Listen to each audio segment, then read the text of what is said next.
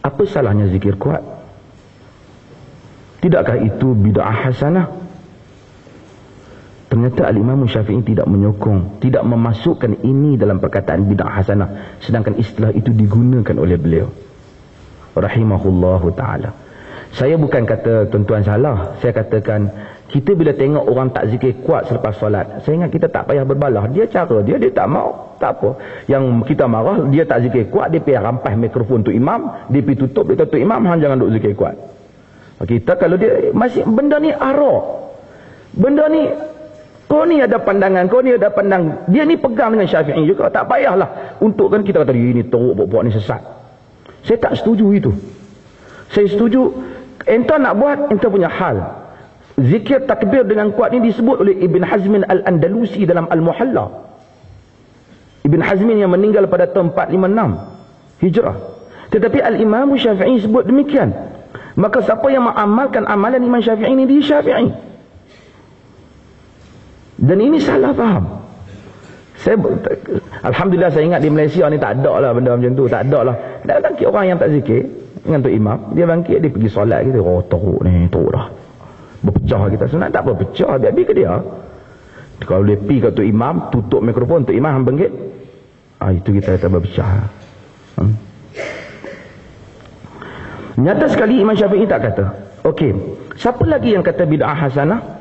Kita tengok antara yang awal yang sebut perkataan bid'ah hasanah ini ialah Al-Imam Izzuddin Abdus Salam, Sultanul Ulama, dia ni dia gelar. Hebat Imam Izzuddin, sejarah dia dengan Imam Malik.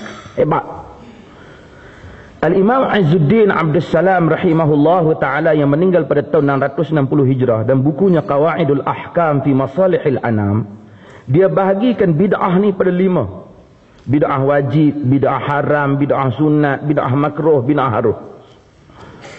Jika kita tengok kenapa dia bagi, dia kata kerana pada dia perkataan bid'ah ni luas. Fa'lun ma lam ya'ad fi asri Rasulullah sallallahu alaihi wasallam. Perbuatan yang tak berlaku pada zaman Nabi namanya bid'ah. Oleh kerana dia buat istilah yang begitu besar, tarikh yang begitu besar, dia tak buat macam Syatibi, maka semua jadi bid'ah. Hak benda yang Nabi tak buat aja bid'ah. Sekalipun benda tu tak kaitan dengan ibadat, jadi bid'ah juga. Kerana tarikh dia tu. Sebab itu kita jangan gunakan pecahan Al-Imam Izzuddin, melainkan kita kena tahu maksud Al-Imam Izzuddin. Contohnya, kata dia, bagi bid'ah wajib itu beberapa contoh. Salah satu daripadanya ialah menyibukkan diri dengan ilmu nahu. Ilmu nahu yang dengannya dipahami kalam Allah, yakni Al-Quran, dan kalam Rasulullah sallallahu alaihi wasallam, iaitu hadis. Kalau kita tengok ini, patutnya ilmu nahu tak dimasuk dalam bid'ah ni. Seperti mana yang ditolak oleh Al-Imam Syatibi tadi, kerana ini bukan kaitan dengan ibadah. Kita tengok apa Syatibi kata tadi. Dengan ikatan ini maka terpisahlah segala yang jelas, walaupun dari segi orang biasa, rekaan yang mempunyai kaitan dengan agama, seperti ilmu nahu, saraf, memperadat bahasa, usul fiqh, usul din, dan segala ilmu yang berkhidmat untuk syariat. Segala ilmu ini sekalipun tiada pada zaman awal, tetapi asal-asalnya ada dalam syarak. Justru itu tidak wajar sama sekali dinamakan dengan bid'ah. Sehingga akhir perkataan Al-Imam Syatibi. Kemudian Imam Syatibi kritik Izzuddin Abdus Salam, kedua-duanya Allah Ta'ala rahmat. Tapi kritikan Imam Syatibi, kata dia, sesungguhnya pembahagian ini, iaitu sesuatu yang hanya direka. Dikritik pembahagian 5 tu. Tidak ada dalil syarak yang menunjukkannya. Bahkan ia sendiri saling bercanggahan. Ini kerana hakikat bid'ah ialah sesuatu yang tidak ditunjuk oleh dalil syarak. Dalil syar'i. Sama ada daripada nas syarak atau kaedah-kaedahnya. Kalau di sana ada dalil daripada syarak yang menunjukkan wajib, sunat atau harus, maka itu bukan bid'ah. Ia termasuk dalam keumuman amalan yang disuruh atau diberi pilihan. Mencampur adukkan dalam menyenaraikan perkara tersebut adalah bid'ah, iaitu mencampurkan antara perkara yang memiliki dalil yang menunjukkan wajib, sunat dan harus, dengan dua lagi yang makruh dan yang haram, adalah bercanggahan. Bahkan dia kritik, dia kata perbuatan ini adalah perbuatan yang salah. Tuhan rahmat dua-dua, ini ijtihad mereka. Dia pun Imam Izzuddin bukan maksud, dia maksudkan dia pecah. Dia tak kata amalan yang bid'ah tu sebagai bid'ah wajib. Dia kata yang mana ada dalil, Yang disuruh ini bid'ah sunnah. Kata Syatibi, itu bukan bid'ah kalau dah disuruh sunnah, daripada asalnya sunnah. Okey. Kita tengok Imam Nawawi. Bila kita tengok Al-Imam Nawawi dalam Tahzib Al-Asma' wal Lughat, beliau sebut benda yang sama apa yang disebut oleh Al-Imam Izzuddin Abdul Salam. Tapi kalau tuan-tuan nak juga, yang mudah, kemungkinan ramai orang tidak ada kitab Tahzib Al-Asma' wal Lughat, dia boleh tengok kepada syarah Sahih Muslim. Sekali lagi Imam Nawawi buat pembahagian yang sama dalam syarah Sahih Muslim. Kita tengok dalam syarah Sahih Muslim, dan di sini dia menyokong pembahagian Izzuddin. Jawapan kita pada Nawawi seperti mana jawapan yang diberi oleh Al-Imam Syatibi. Tapi kita katakan Nawawi tak maksudkan bid'ah hasanah apa yang kita maksudkan pada zaman ni. Sebahagian benda yang kita kata hasanah, Nawawi tak kata hasanah. Bukti, dalam kitabnya Al-Adhkar, Al-Imam Nawawi menyebut, ketahuilah sesungguhnya betul lagi terpilih yang menjadi amalan salafus salih radhiyallahu anhum ialah diam ketika mengiringi jenazah. Jangan diangkat suara dengan bacaan, zikir dan selainnya.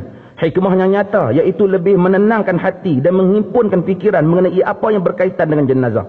Itulah yang dituntut dalam keadaan tersebut. Inilah cara yang betul. Jangan kamu terpengaruh dengan banyak orang yang menyanggahinya.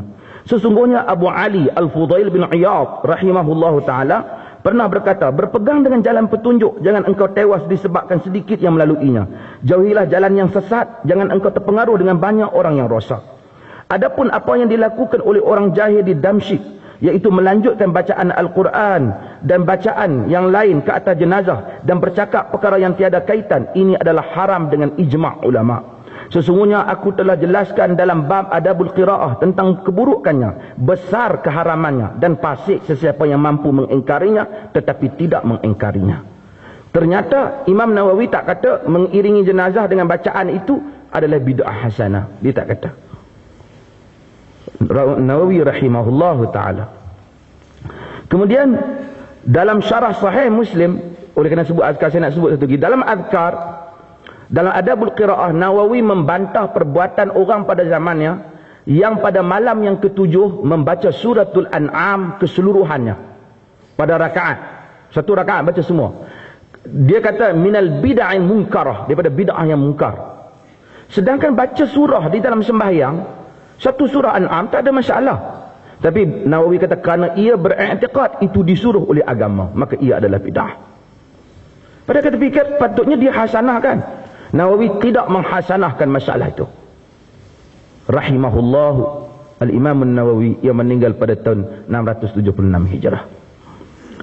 Dalam syarah Sahih Muslim, Imam Nawawi sebut satu perkara yang lain. Tuan-tuan rujukkan dia, tuan-tuan tengok di bawah tu lah. Sesungguhnya yang menjadi sunnah bagi salam dalam solat ialah dengan berkata Assalamualaikum warahmatullah sebelah kanan dan Assalamualaikum warahmatullah sebelah kiri.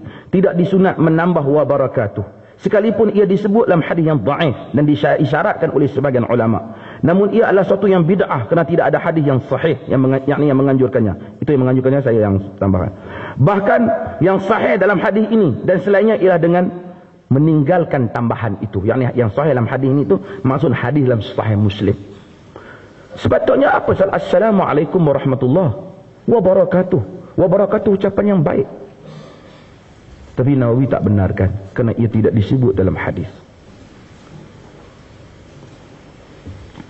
Ketika dia menghurai, mensyarahkan hadis Abu Hurairah, la takhtassu lailatul jumu'ah biqiyamin min baini layali ولا تخص يوم الجمعة بصيام من بين أيام إلا أن يكون في صوم يصومه أحدكم.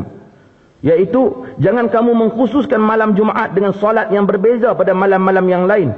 Jangan kamu mengkhususkan pada hari Jumaat dengan puasa yang berbeza dengan hari-hari yang lain, kecuali dalam bilangan hari yang seorang itu berpuasa padanya. Larangan Nabi dalam hadis Muslim.